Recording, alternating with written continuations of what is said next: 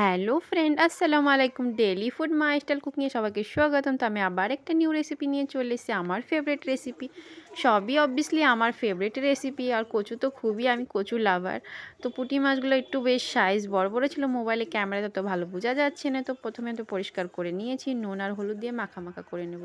তারপরে কচুগুলো তো সাইডে নিয়েছি, আদা বাটা রসুন বাটা মিক্স করে, আর পেঁয়াজ কুচি, আর দিয়েছি কাঁচা লঙ্কা। তো দিয়ে দিয়েছি কড়াই তেলগুলা দিয়ে আমি কচুগুলা ভাজা ভাজা করে নেব। আর দিয়ে দেবো একটু হলুদ কচুতে, যাতে ভালো ভাজা হয়ে ব্রাউন দেখে। তো এই যে দেখতে পাচ্ছ, কচুগুলো আমি দিয়ে দিয়েছি কড়াতে, একটু ভেজে ভেজে নেড়ে চেড়ে করে নেব। তারপরে হলুদ দিয়ে দিলাম, হলুদ দেওয়ার পরে একটু নাড়াচাড়া করে নেব। তো এই দেখো ব্রাউন ব্রাউন হয়ে গেছে আমার ভাজা কচুগুলা। তো কে কে কচু পছন্দ করে সবাই বলো তো, আমার তো খুবই ফেভারিট। তারপরে দিয়ে দিয়েছি নুন হলুদ মাখা যে পুঁটি মাছগুলো, সেগুলো দিয়ে ওই তেলে ভেজে নেব। তো এরকম করে সব মাছগুলো আমি ভেজে নেব। তো বেশি ভাজবো না, যে বেশি শক্ত হয়ে গেলে শক্ত হয়ে গেলে ভালো লাগবে না। তো হালকা হালকা ভেজে নেবো আমি জাস্ট। তো এই দেখতে এরকম করে আমি সব মাছগুলো আমি ভেজে নেব। ভেজে নিয়ে সাইডে রেখে দেবো। আর তারপরে দিয়ে দেবো একটু তেল। ওই কড়াতেই তেল দিয়ে আমি দিয়ে দেবো ওতে পেঁয়াজ কুচি। ভাজার লুকটা দেখো খুবই সুন্দর। আর পুঁটি মাছগুলো সত্যি করে খুবই বড় ছিল, কিন্তু ক্যামেরাতে জানি না এত ছোটো কেন দেখা যাচ্ছে। তারপরে তেল দিয়ে আমি দিয়ে দিচ্ছি পেঁয়াজ। তারপর পেঁয়াজগুলো দেওয়ার পরে একটু ব্রাউন হওয়ার পরে কাঁচা ঝাল কেটে একটু ফুটো করে দেখো ব্লাস্ট হলো। আরে বাপ রে বাপ, একটা কাঁচা ঝাল আমার সাইড কাটা হয়নি, তাই ওরকম।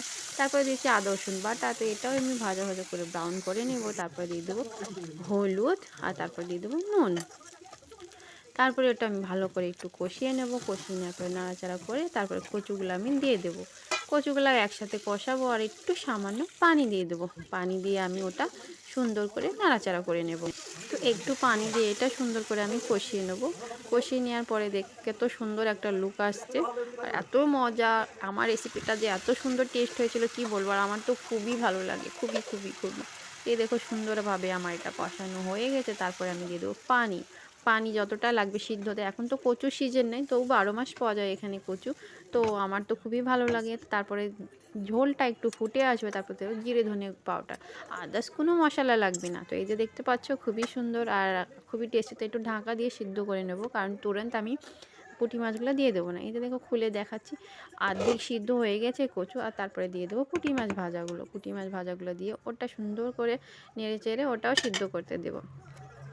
তারপরে সিদ্ধ করার পরে দেখো ফাইনাল লুকটা কত সুন্দর, মজার গরম ভাতের সাথে খুবই মজা হয়েছিল।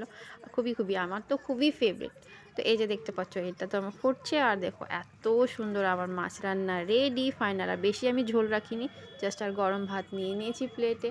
তো কে কে কচু লাভার বলো তো। আর আমার ভিডিও ভালো লেগে থাকলে লাইক কমেন্ট সাবস্ক্রাইব।